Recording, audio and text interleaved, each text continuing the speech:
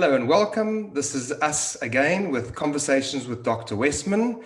Today's topic we're going to be talking about is sugar and food addiction. This is a big one, Eric. Sugar and food addiction is a very, very real problem for so many folks. Is sugar and food addiction actually the same thing? Well, sugar addiction is real and is what we deal with all the time. I think they're not exactly the same. So most people have addiction or inability to not eat something, and then when you don't eat it, you crave it, and that you have a withdrawal syndrome or withdrawal symptoms.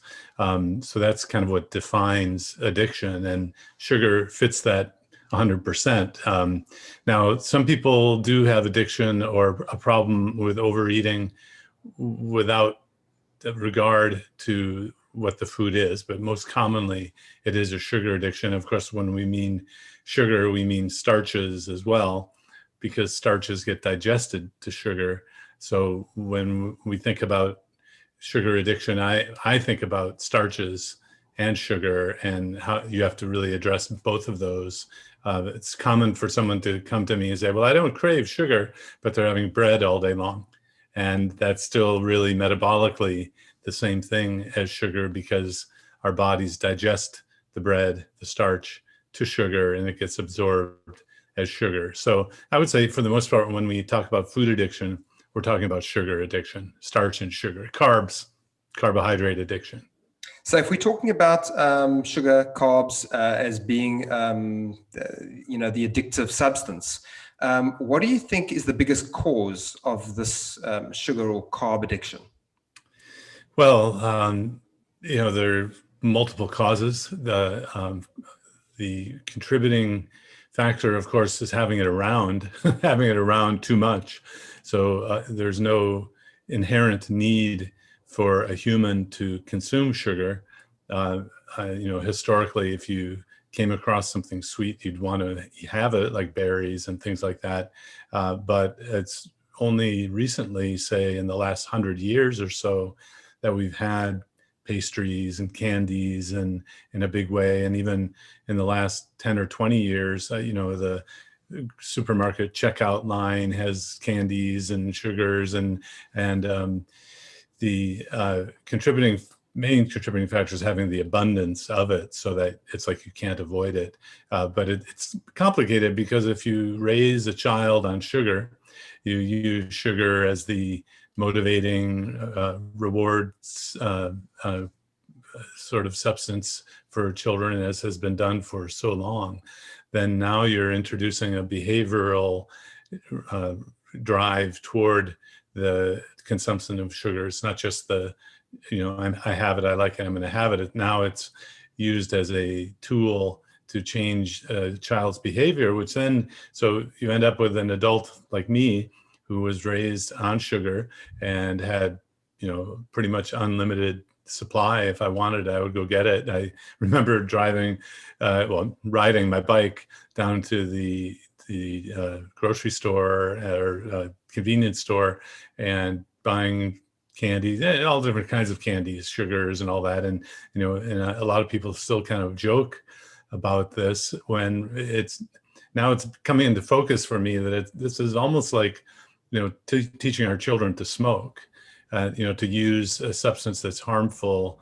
And in the short run, it's great. And, in my life experience, my parents smoked. That generation in the 1960s and 70s in the US, it was quite common even for a doctor and his wife, my parents, to smoke. And it purely was addiction. But it really kind of seems repulsive almost to think that we would be smoking now in the house with our children, which is what they did. So the sugar is similar in the way that it tastes good, it's enjoyable, and we create addicts by having it available cheaply, and also by using it as a behavioral tool in our children. And so then we're left with adults like me who still struggle to stay away from it. Once I get it, I want more of it. And it rekindles that addiction, which makes it out of control. people are unable to control it. So you've been speaking mostly about the candies and the obvious ones that taste so good, so people want to re-eat it, and that seems like there's a common connection there. And why something like that would be addictive? It makes sense. But the companies, restaurants and a lot of different companies have figured this out as well with carbs, because you go to a restaurant, what's the first thing that they do is they give you the most delicious bread or rolls or crackers. And common sense would tell someone, well, if they're giving me something to eat, I want to have less room for the main meal or the other courses. But it's not the case. In fact, it's really the other way, isn't it? Yeah. So the strategy there is to enhance your appetite with bread, chips, things like that, crackers when you come to the restaurant. So you make someone even hungrier momentarily, and then you feed them the main meal, dessert, and then so it's like you've heightened the experience for people, and that is a common response. If you have bread, chips, you want to have more, and then you have the meal, and it's even better than you imagined it could be. But there are a lot of cultural differences, and I have to imagine this is why it's so complicated.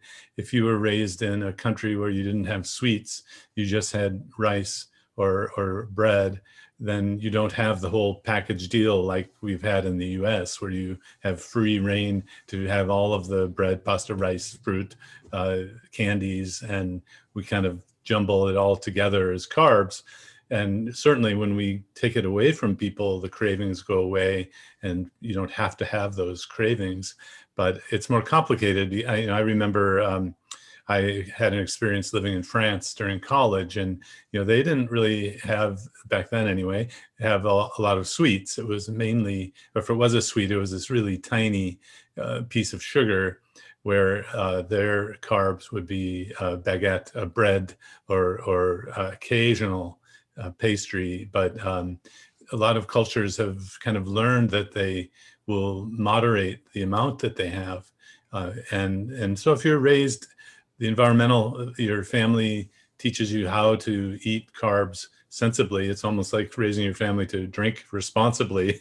You don't have that sugar addiction, or carb addiction. And that's why it's an individual thing. When someone comes to me with these kinds of issues, the solution, yes, you can cut out all the carbs, and we do that. And it doesn't matter which carb you were attached to, you're not going to be having it. So our method really addresses all of these different sources of addiction. But then over time, we can help people fine tune. If it was the bread or the rice or the beans, or there are so many different variations on this theme. We help people to individualize their long-term approach, but initially to treat an addiction, you have people avoid the addictive substance. You mentioned something earlier on. You said it's an individual thing, and you're so right, because some people don't seem to have this addiction at all. Right. Well, and then in my experience, they're not very compassionate or empathetic to those who do, which, this is a human thing. And if I don't have a problem with, alcohol or smoking or carbs, then why do they? Well, the interesting thing about sugar addiction is that it's encouraged. It's widely available. It's cheap, and it's good. Tastes so good, at least momentarily. Which kind of leads into how do you treat it with sugar-free things, and that's one way to do it, is to allow people to have things that are sweet but don't have sugar in it. So that it doesn't give that same reward in the brain, which is the ultimate source of the addiction. It's actually a biochemical, biologic issue going on. It's not just psychology, it's physiology. So treating it, avoidance is a great way, or then just sugar-free substitutions for a while. I mean, I don't know that there's any health benefit to having a sugar alcohol or a sucralose or something like that. But I find it very useful to help people get off these sugar-free things. So, are you saying that this addiction is possible to go away for good, or do you think it's something that's always going to be there? I think it depends. Some people who have just a mild form of it, the cravings, the desire for it, can uh, reduce or eliminate it for a while and then reintroduce with control. Now, if in my experience, if someone has a severe metabolic problem like obesity or diabetes, they tend to have to stay away in some cases forever. Right. So it'd be like an alcoholic can't really ever have alcohol or it will lead to a full-blown relapse. So, and unfortunately that has reached the social awareness that you wouldn't go to a party and offer a drink to someone who has had trouble with alcohol. I'm hoping that one day that'll be the same for sugar and starch, where it would be unseemly and not socially acceptable to offer a sweet thing to someone who has a problem with sugar. So, Eric, before we move on to some of the questions that I've got from some of our listeners, are there any actionable points that you could help someone to get over their food or sugar or carb addiction? Any actionable points that you can point out for us? Sure, and I borrow a lot of the research and understanding from other addictions. That was actually my research career before I started studying diets and low carb diets, keto diets. I helped in the smoking cessation addiction world. And there are a lot of things. The total avoidance or cold turkey day is a common behavioral tool for any addictive substance. And then the substitutions, so stop it all in one day. That's how we teach the keto diet, is you're really stopping all of the potentially addictive carbs on one day. And so then there's a withdrawal syndrome that occurs. Not everyone has that. The cravings, the maybe irritability. And then the substitutions are something I will introduce a week or two after the total cessation of the carbs.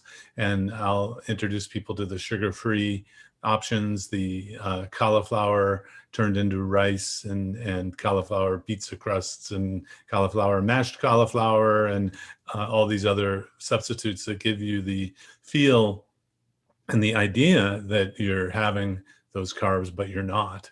And that's been a useful tool in treating addictions, where you give someone a fake cigarette for a while, because there's a lot of behavioral aspects to an addiction.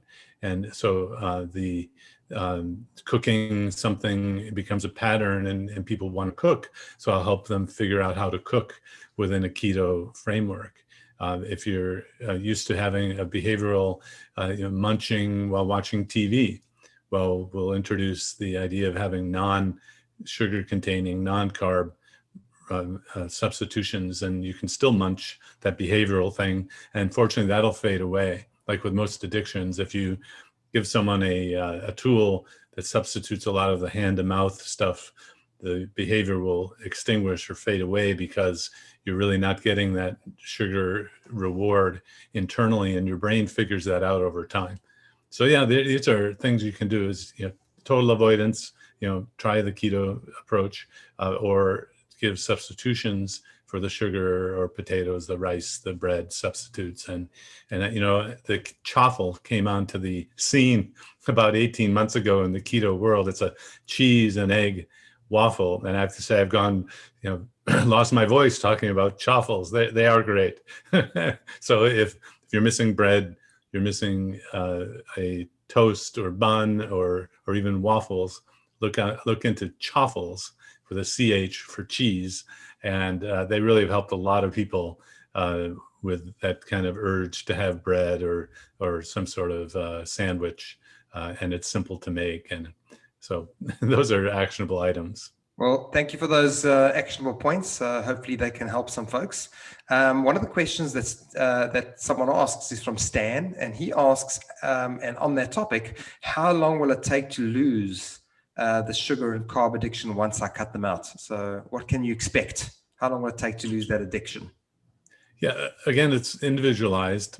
Some people have no cravings at all, which is remarkable. Some people just sail through, and it even hunger is something that is caused by carbs. So the hunger goes away very quickly, most commonly in a day or two. And what happens is you become able to differentiate or tell the difference between carb craving and being hungry. And so over time, the cravings fade, hunger fades. It's actually pretty amazing. Worst case, it may take a week or two. And the worst case. And I remember a fellow who had quit smoking 50 years before, and he said, I'd still love to have a cigarette, but I have I'm not going to do it. So there are some people who will always crave sugar. They'll always want it. Advertisers know if you look at it, you're going to want it. You're going to purchase it. This is called advertising, So the worst case is you have this maybe a lifelong craving, but you've learned to deal with it and live with it and not go down that pathway again. So we've got 2 more questions, but looking at these questions, it looks like we've answered them, but let's give it a go again. Liz asks, I've tried giving up sugar. It's too difficult without using sugar substitutes. Is this okay? You mentioned that that's one of the tools that you use to help folks. Yeah, and I don't really know which one's better metabolically. With all scientifically, these have not been well studied in terms of metabolic effects in the entire body. We know many of them are not absorbed very well, and they don't impact the blood sugar, but they can impact the ketone metabolism, and there are probably other effects we haven't learned about yet. So yeah, I think any of these other sugar alternatives are fine, at least temporarily, to get you off sugar. And the best one for you is the one that tastes best for you. It's a individualized thing. Some people will love this version of Coke or Pepsi, but they won't like that other version of Coke. So okay, test them out, go through the different ones to see the ones you like. And then I remember there's a technique of substituting or mixing different sweeteners. If you really want to go to that length, you have half of the sucralose, half of the aspartame to get the taste right for what you like. So don't, these companies have made products that don't fit for everybody, and it's okay within reason to mix and match the different artificial sweeteners to suit your palate. But you're going to find the urge for sweet and the how it tastes will change over time, which is fascinating. Often, 3-6 months in, someone says, "Well, I had that sweet thing, and it really wasn't as good as I remembered." Yeah, because your body has changed, and you're not dependent on it. You're not addicted to it anymore.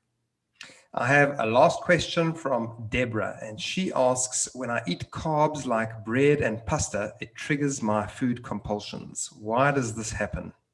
That's one I'm sure a lot of people would like to know. Yeah, to me, the science, the biochemistry, the building blocks of these foods are really all the same. So while they look different, a potato, a starch, a pasta, rice, they all get digested to sugar. And yes, you can, debate, yes, it's glucose and fructose, and with dairy, it's galactose and lactose, it's all sugar. So even though it looks different, it has that same metabolic effect. So that's why when you have bread, it increases your hunger and cravings for all of those different carbs, because it's really giving you the same, biochemically, the same substance. Got you. And Eric, once again, this is another episode of Finished with Conversations with Dr. Westman. I guarantee you that a lot of our listeners and viewers will really appreciate the helpful tips and hints.